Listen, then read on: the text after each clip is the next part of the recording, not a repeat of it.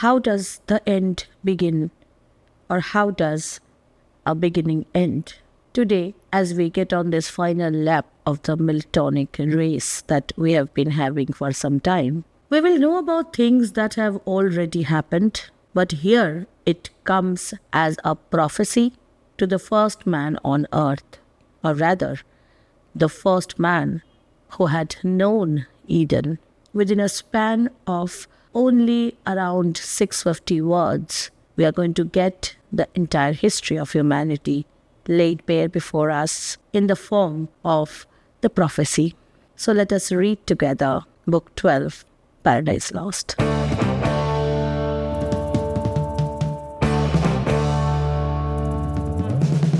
In Book 11, we have seen how MPhil was narrating to Adam what's going to be the future for Adam and his race. As the 12th book begins, MPhil takes a pause. We have seen earlier, when Adam was having this conversation with Raphael, that Adam was always so eager to speak, to intervene, to interrupt even, when Raphael was telling him things. But when MPhil actually stops and waits for some kind of a reply from Adam, we see that Adam is silent. Aftershock, or perhaps because the tone of conversation has changed entirely.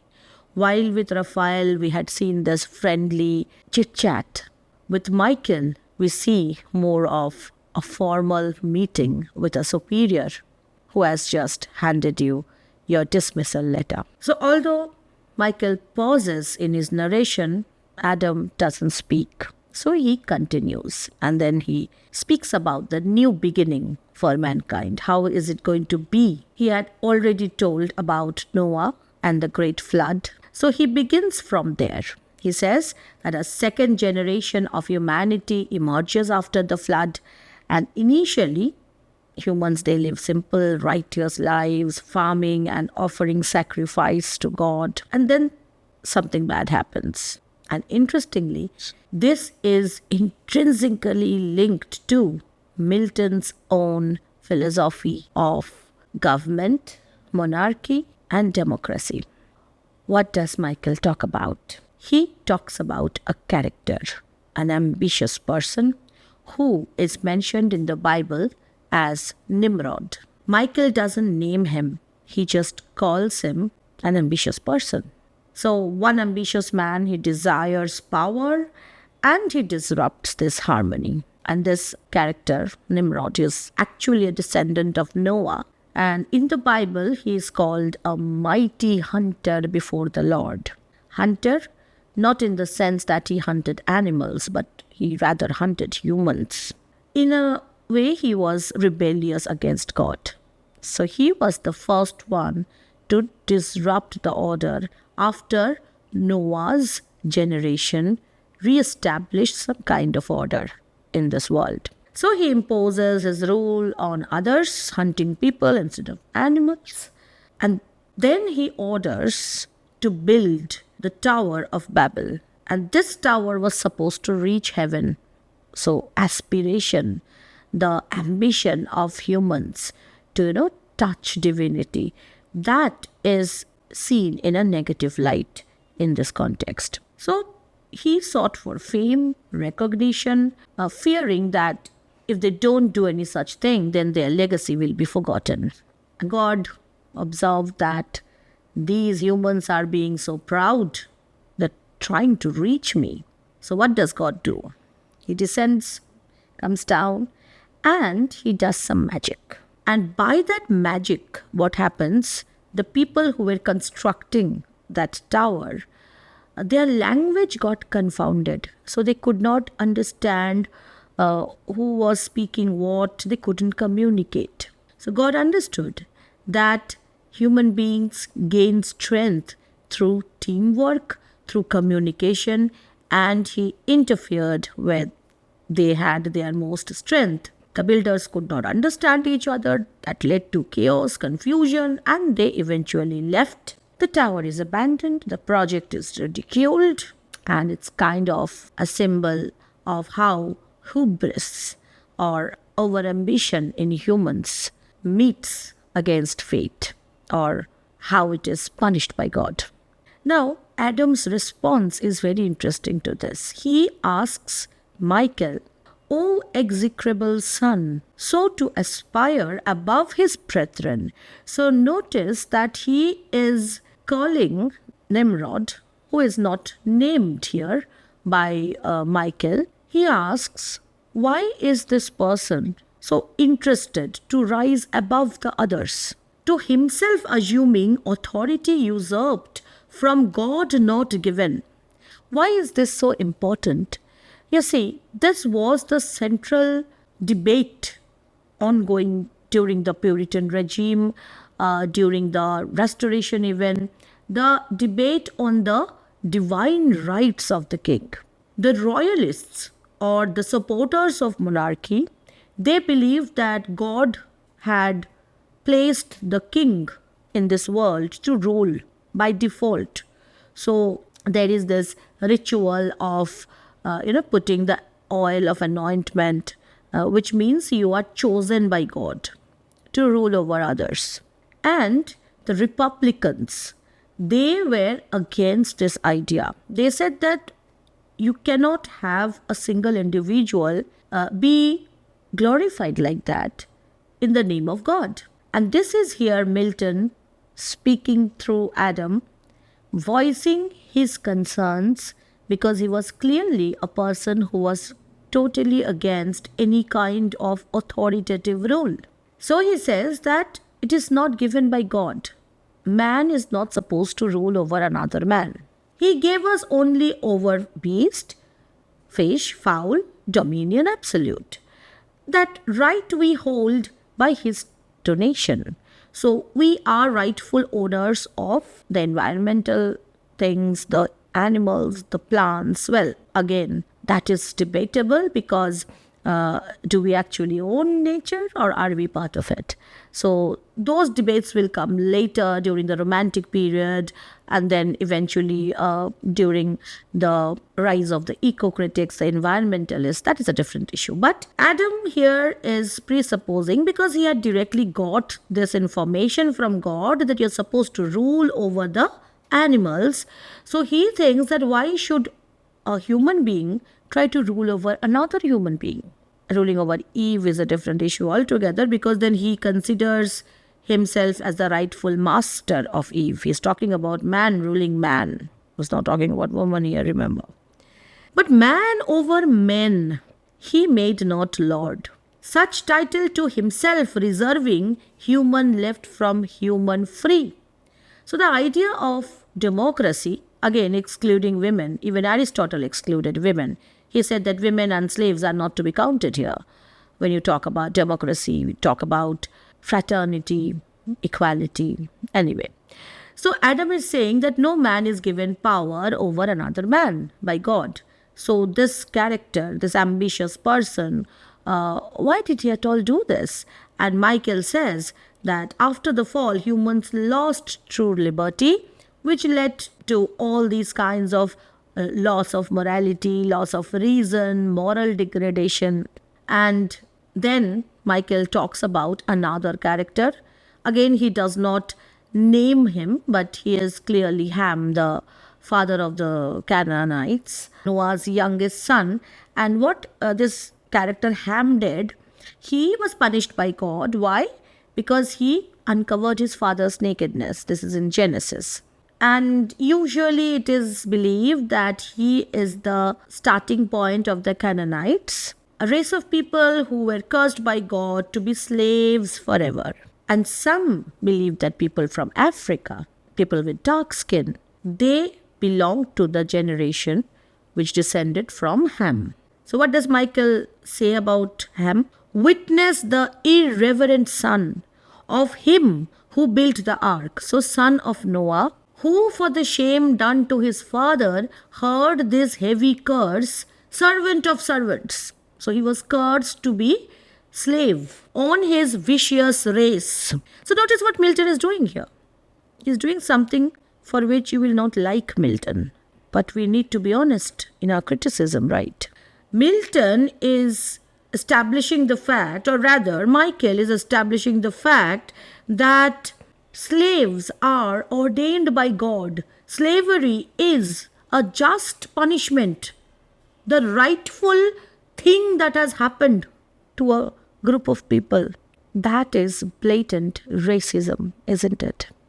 Even the greatest admirers of Milton cannot ignore this statement so easily.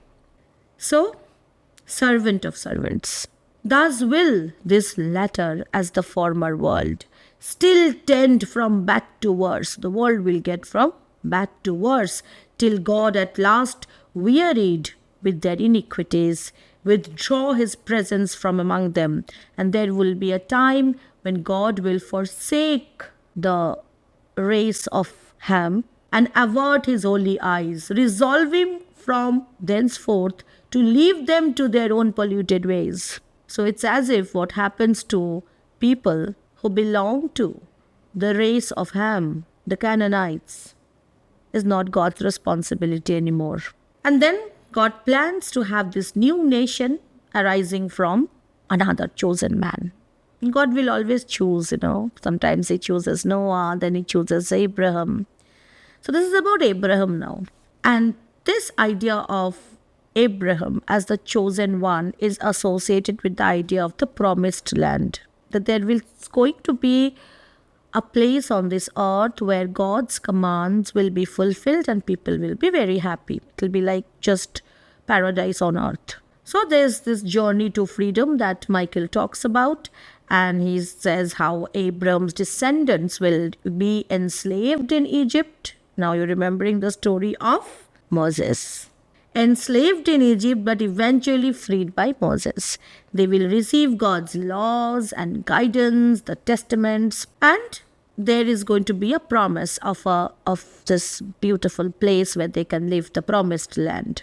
And we know how it eventually led to the establishment of the idea of nation. The Israelites will form their government and laws under God's direction, and they will build the tabernacle as a sign of God's presence among them. So tabernacle is like a symbol that God is with us. It's like the rainbow in the sky, okay? But only it is an actual thing built by man. And then Adam begins to think about this episode.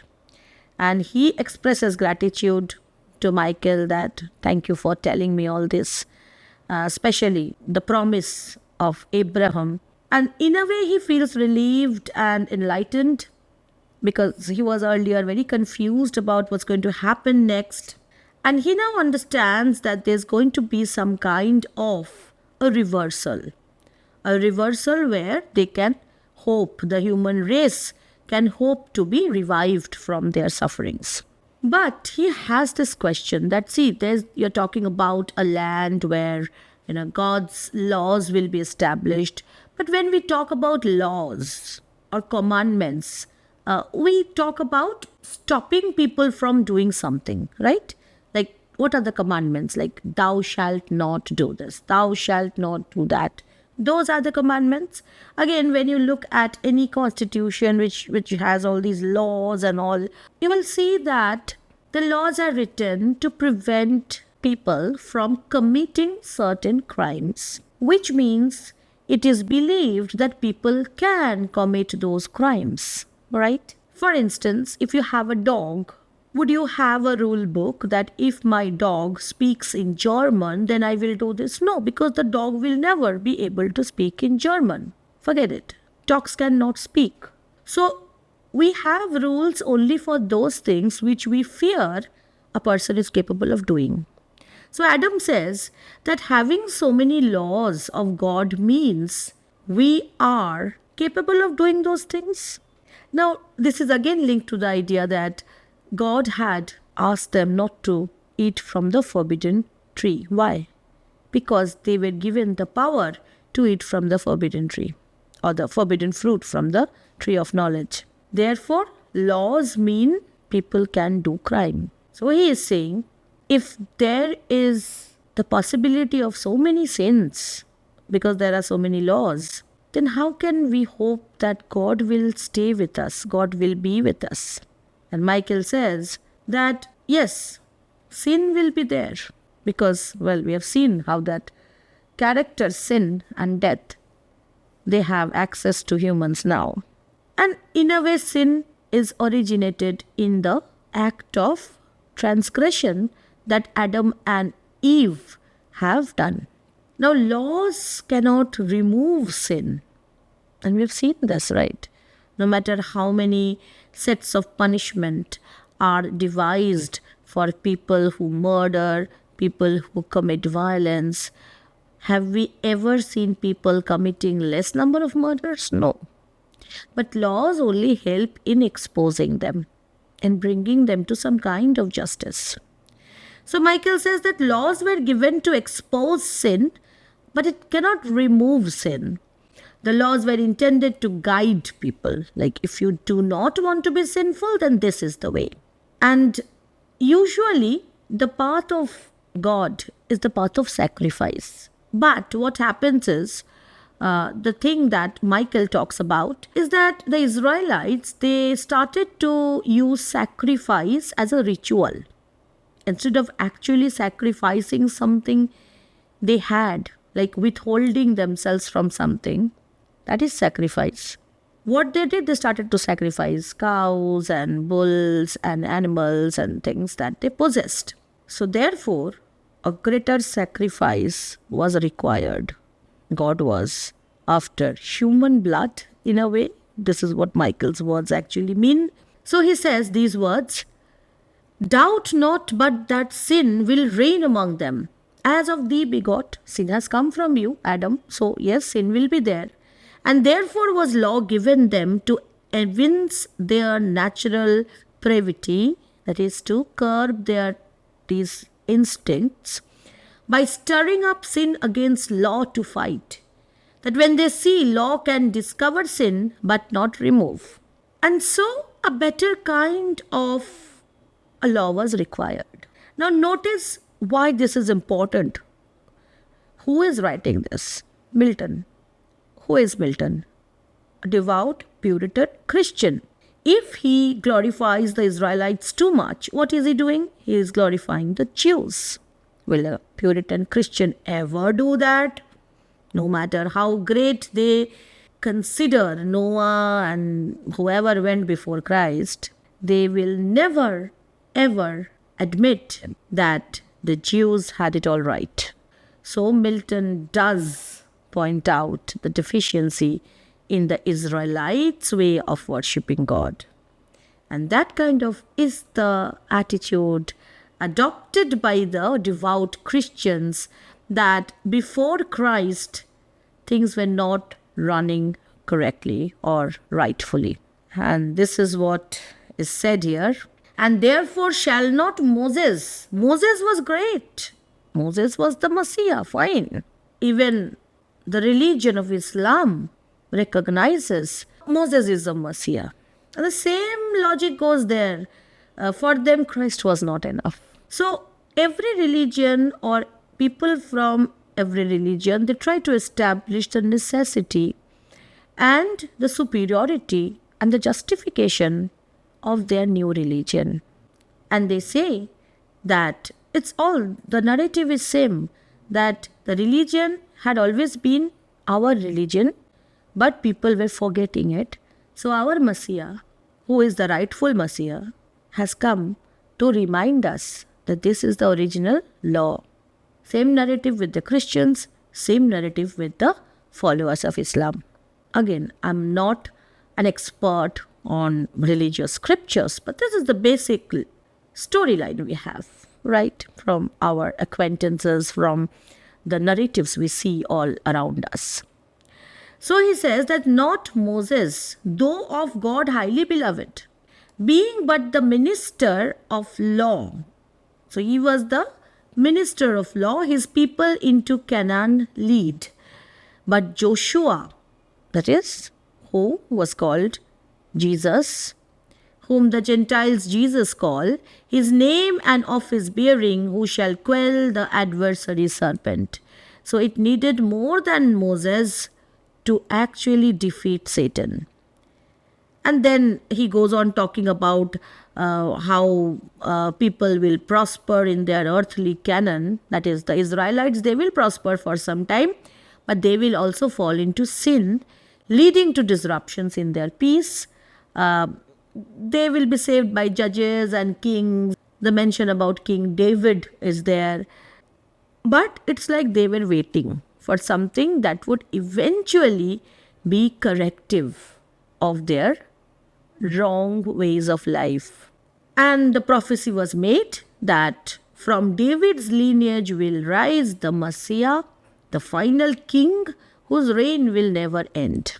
And then he goes on talking about a succession of kings. We can ignore the details here, who mostly focus on idolatry and disobedience. And here you will recollect the way in which King Solomon was presented. Remember in the very first book that he fell prey to the wishes of his wives. He had many wives, and the beautiful wives, they told him that we want to worship this goddess and that goddess, all idols and all. And he built temples for them. Remember the temple of Moloch, and then Chemosh, and then Astarte. So that kind of timeline is now narrated by MPhil, where the kings of Israel, the Israelite kings, the wise ones, they were also taking an unlawful route because they were now worshipping the idols and everything. The people of Israel will be taken captive to Babylon for 70 years, but will eventually be allowed to return and rebuild the temple. And some kind of connection will remain between God and David. And this David becomes the next important milestone because David is connected directly to the birth of Christ. And then MPhil reveals that a star will announce the Messiah's birth, and you know all these details, right? The Christmas stories that we have heard from our childhood itself, that there will be a star which will guide the wise men to offer the baby gifts. Angels will announce his birth to shepherds. Messiah will be born to a virgin. All these details are given by MPhil. And he is the Son of God. And Adam feels very happy about it. That okay, finally, something to really look forward to. Although it won't happen in his lifetime, but he's really concerned about the fact that all of these characters are all coming down from him. So he's the source of the evil. And then he feels happy that at least I am also the source of the redemption, of the forgiveness that will be offered, and the greatness that is promised. And he is overwhelmed with joy, and he understands why the Messiah is called seed of the woman. And he praises Virgin Mother for being highly favored by heaven. And he says, "O prophet of glad tidings." So he is happy now. So he is calling MPhil the prophet of glad news, happy news, finisher of utmost hope. Now clear I understand what oft my studious thoughts have searched in vain, why our great expectation should be called the seed of woman. So the point is, it was the woman who led to the fall. It is going to be the woman who is going to lead to the rise. So it's all about women and their seeds and their deeds. Virgin Mother, hail, high in the love of heaven, yet from my loins thou shalt proceed. Now the point is, Christ is the Son of God, but Virgin Mary, she is not the daughter of God. She is born to earthly parents, and therefore she is directly coming down from Adam. So Adam feels this humble kind of a pride, if you can call pride humble, that at least there's a connection. So he was very worried that he is responsible for suffering. Now he's feeling a little lighter, a little better, because he is also connected to the promise of a solution. Virgin Mother, hail, high in the love of heaven. So he is praising or praying to a character who is not even born then. So he's really believing in the words of MPhil. And then he says, so God with man unites. So you see, the idea of the rainbow, the idea of the covenant, the connection, which had been all through some kind of non-human things. The rainbow, some kind of tablet that is given to Moses on which the commandments were inscribed. And these material objects or non-human entities, they are good things. But in Christ, what we have is a human being who is connecting God to man. So it has much more strength according to Adam. Needs must the serpent now his capital bruise expect with mortal pain. So now he is worried that being mortal has its advantages, but it is also a problematic state because a snake cannot hurt a rainbow, a snake cannot hurt a stone tablet, but a snake can actually mortally, physically hurt a human being. So will Satan in the form of serpent, because he was given this prophecy by God, right?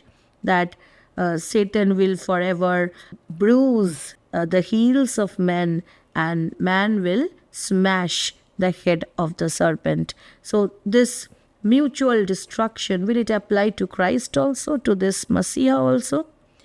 Say where and when their fight, what stroke shall bruise the victors he? Satan and sin will not be defeated by strength. This is what MPhil says. There is not going to be an actual physical fight. It is not a physical battle, it's a spiritual one. And Jesus will be healing humanity from sin. So he will be the force of restoration. Well, not restoration as in restoration of monarchy in England, restoration as in recovering from your sinfulness.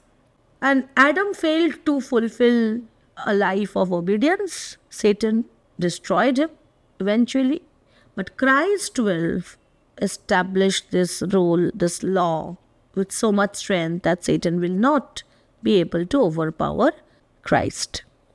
Again, the word Christ, the name Christ is not mentioned here. We only have terms like Savior, Messiah, the chosen one. Okay? But we know that Christ had suffered. We know that he had died. Or rather, some believers think he did not. Some think that he did. There's again a whole set of schools of debate on Christ's resurrection. I'm not qualified to get into those things. I'm not. Let's look at what Milton is saying here, or rather what MPhil is saying. He says that Christ will take on human form and suffer death. Yes, Christ dies, according to Milton, according to MPhil, to pay the penalty of sin. His obedience will be credited to humanity. So it's like you are buying credits for another person. And then Christ will die on the cross, but it will give life to humanity. Complicated, yes. So let's look at the words themselves. For this he shall live hated, while Christ, or rather the Savior, would be alive, he would be hated, be blasphemed, seized on by force, judged, and to death condemned, a shameful and accursed, nailed to the cross by his own nation, slain for bringing life. But to the cross he nails thy enemies. When Milton is writing these lines, I'm sure he is not just talking about Christ. He is talking about every voice which is threatened by its own nation. He is the one who wrote Areopagitica, where he talks about the freedom of the press.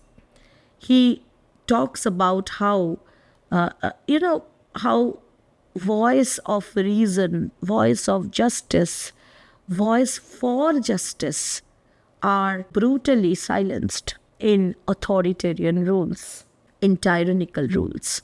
And so it's not just about Christ.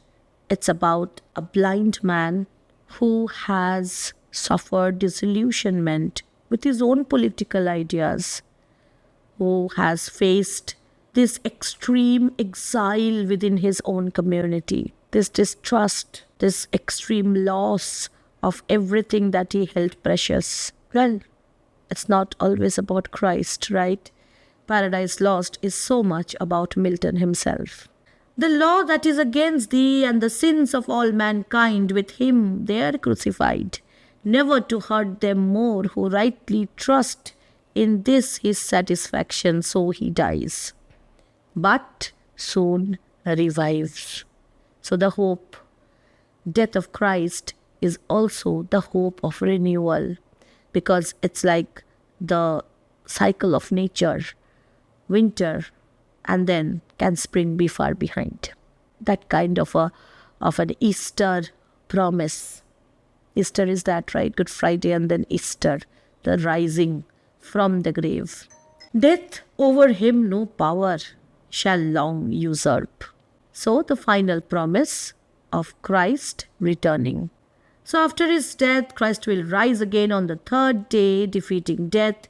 His resurrection will be a victory over death, over sin, over Satan, because we know how in this Miltonic universe, sin, death, Satan, they are not just connected to each other, they are actually sourced in each other. It's like Satan is the source of sin and sin is the source of death, to give rise to one another.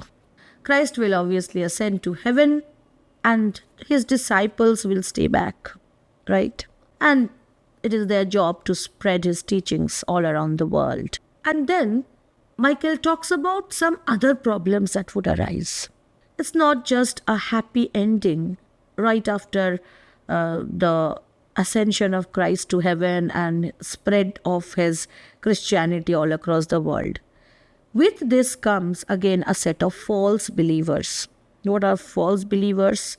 The false teachers. I shouldn't say believers. It's like teachers who corrupt and subvert the message of Christ. What did the Catholics do? According to the Puritans, they accumulated wealth. They sold pardons. So they corrupted the voice of God that was supposed to reach every human being in equal way. But then again, truth will prevail and there will be this final judgment day and a new creation when at the end of time Christ will return in glory to judge the living and the dead. He will defeat Satan once and for good, and then the gates of hell will be locked forever. That kind of a thing is prophesied.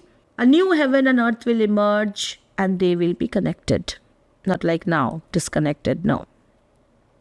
So when Adam is asking MPhil, he's worried about those people who will be left behind after Christ goes away from this world, that they will be severely persecuted, right? Because whenever a new religion is spread, they face a lot of criticism, and not just criticism.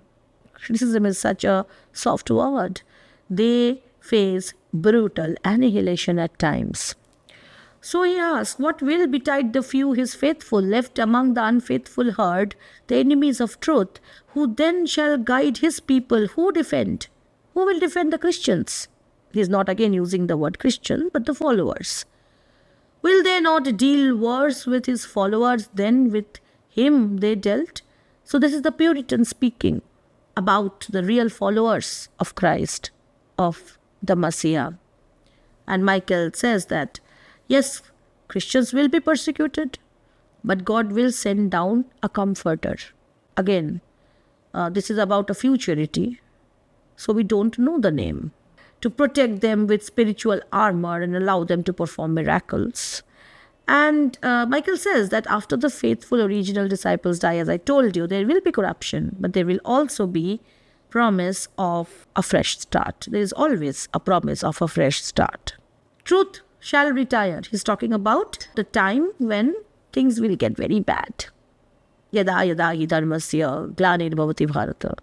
It's like the entire universe is covered in sin and untruthful lies of people and all.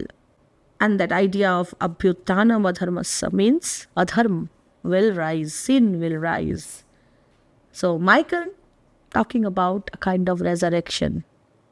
And every religion promises a resurrection, a return, a kind of restoration only after the world is filled with extreme forms of sin. So it is a way to say that it is a good thing that we are, witnessing so much of corruption, so much of violence.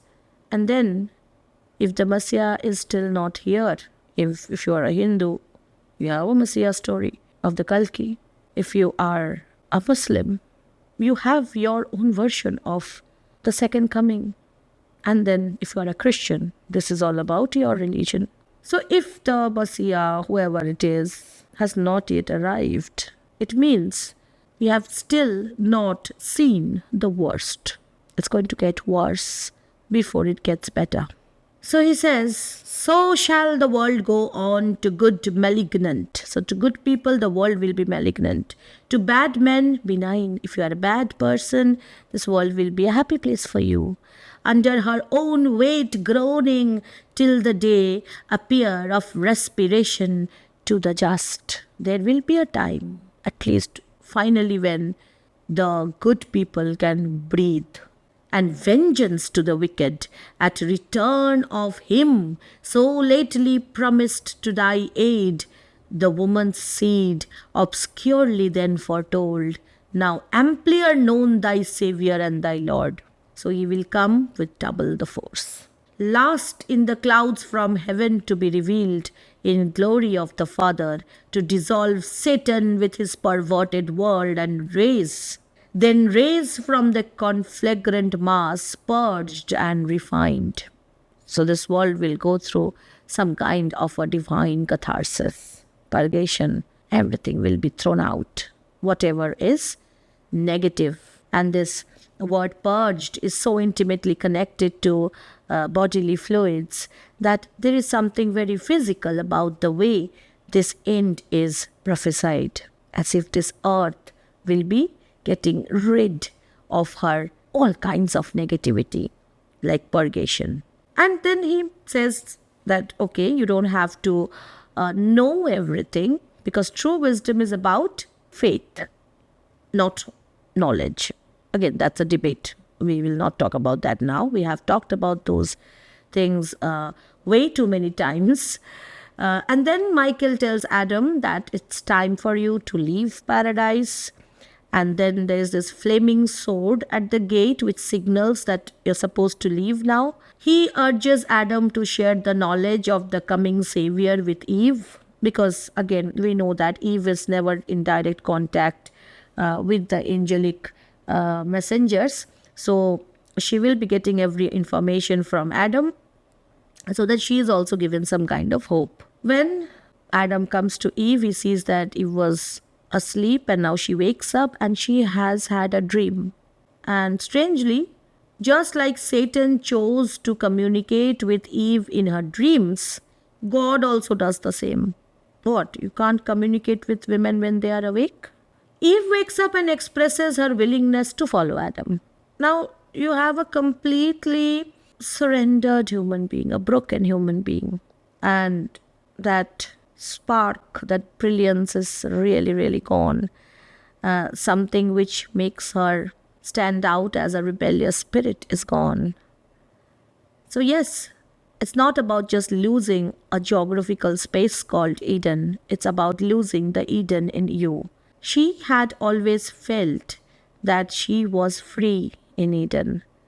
And somehow, this entire episode of the forbidden fruit and the subsequent punishment given to her, the curse given to her, she realizes that perhaps it was her folly to believe that she was free.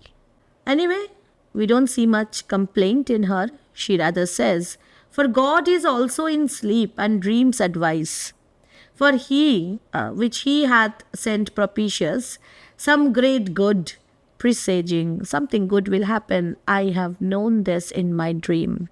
Since with sorrow and heart's distress wearied, I fell asleep. I was so tired, I fell asleep.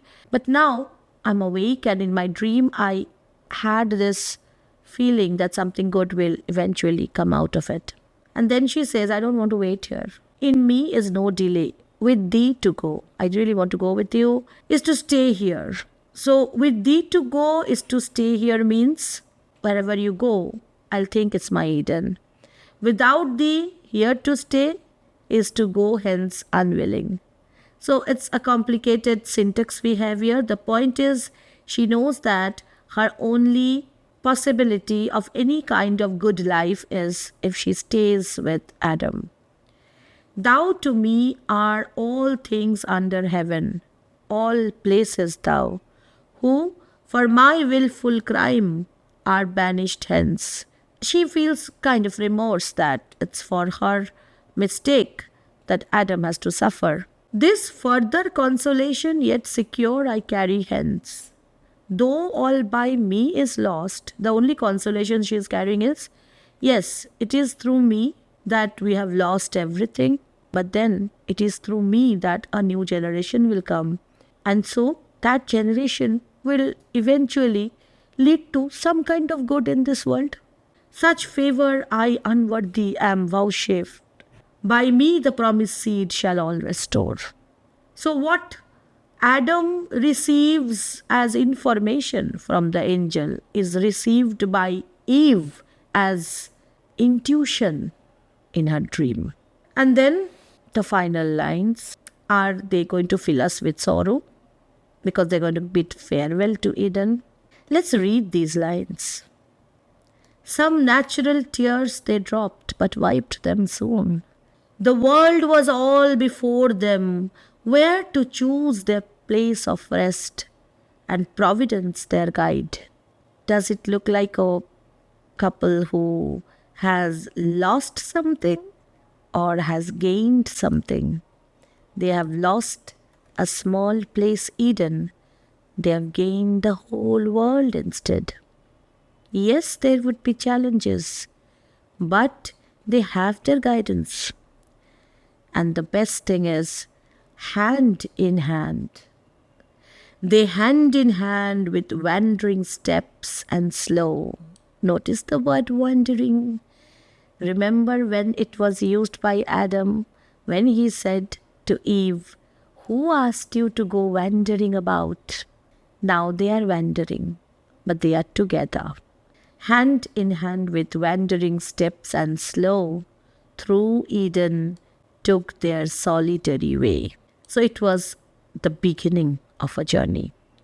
And in some of the movies we see at the end, they give this phrase, the beginning. And somehow, every time I read these last few sentences or lines, a few lines come to my mind, written sometime around 300 years after Milton wrote. I'm sure many of you know these lines. I'll read them for you.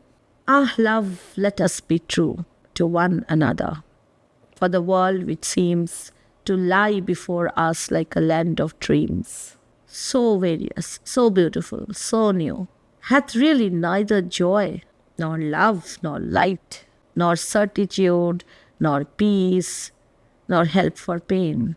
And we are here as on a darkling plain, swept with confused alarms of struggle and flight, where ignorant armies clash by night. What poem is that? If you have identified it, write down in the comment section. You see, in the lines that I quoted now, it said that love is the only thing that would help us survive all the suffering, all the atrocities, all the violence we see around us. In Milton, we have the same thing here. And that is what I love about Paradise Lost the most.